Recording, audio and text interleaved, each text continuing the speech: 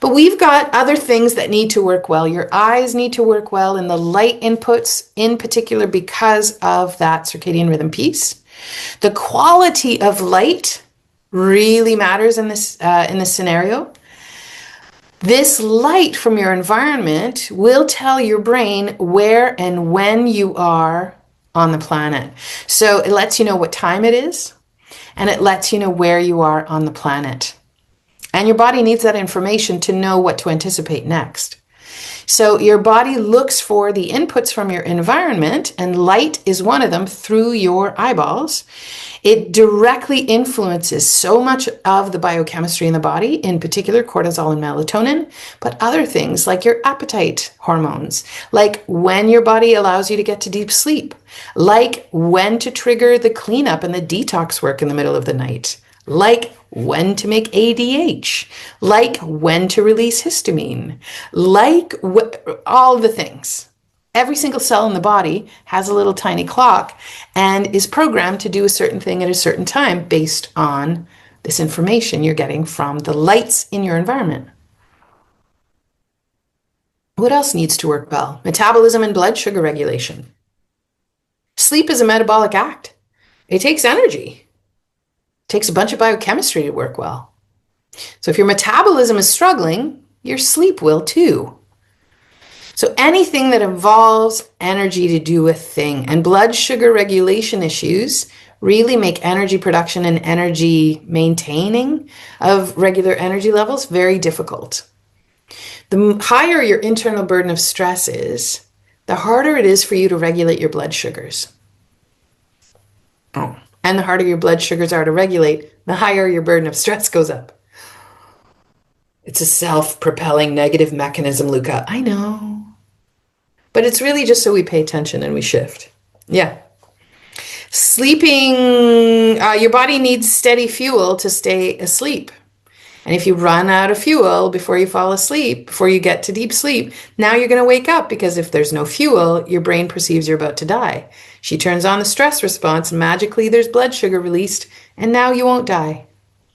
So part of your solutions today will be about addressing this blood sugar regulation piece and helping to sort of fill the stores of carbohydrates to take you through sleep at night. Yeah, so this is especially important for anybody who wakes up between 1 and 4 a.m. or for anybody who wakes up feeling wired, alert, and kind of like zingy, or for those who are waking up to pee at night a lot.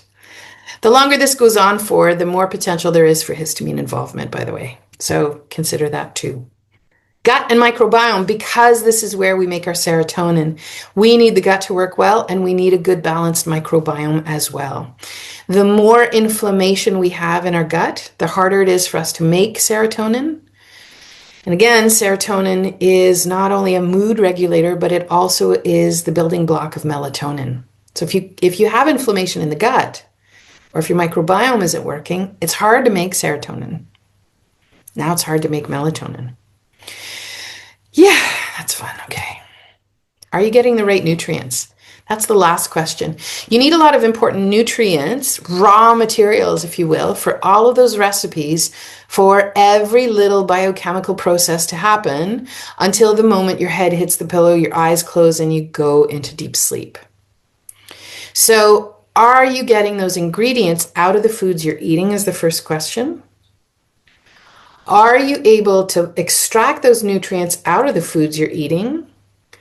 Are you able to get those nutrients where they need to go? If you don't have those ingredients for those recipes, sometimes you replace them with something else because you don't have minerals, for example. Your body will use heavy metals instead.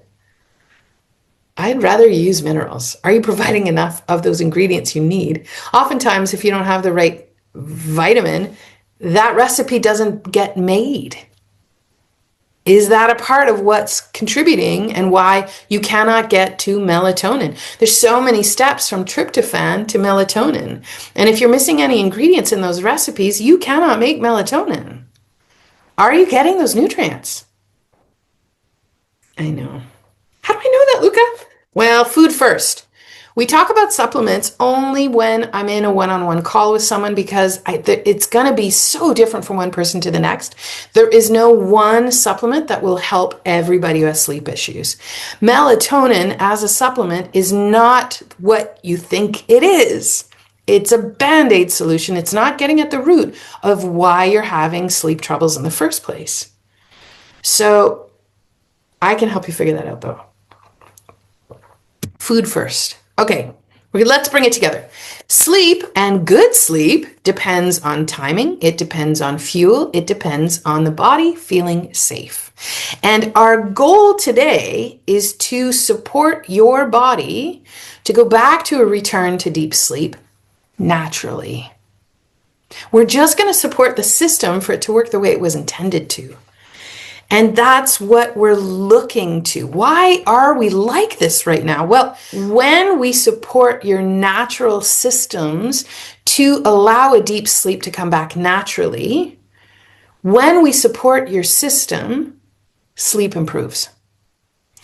Think of this as providing the right kind of inputs to your system. Is your whole system not working because you've changed the inputs? Quite possibly. Your system is just adjusting to those inputs that you're giving it. So what might happen if we go back to the inputs that would have been a part of just how we as humans evolved to move through the day and the way that our bodies evolved to function given the inputs from our environment? What might that look like? That's such a core piece of today's class. We have changed a lot about the inputs in our environment for sure. And today's class, especially so many of those things you'll see in the Building Your Good Sleep checklist list, so many of those are about going back to the old ways and supporting those natural inputs in order to allow us to go back to sleep naturally. They're not in pill form. This is not an easy fix. But if you do the ideas in that sleep checklist consistently, now you are addressing and giving those right inputs for the body to come back to that deep sleep on her own. And that's the only way to assure that everything is working as it should in the deep sleep that we need for all of the different things. This is why the checklist works. It supports so many multiple inputs at once.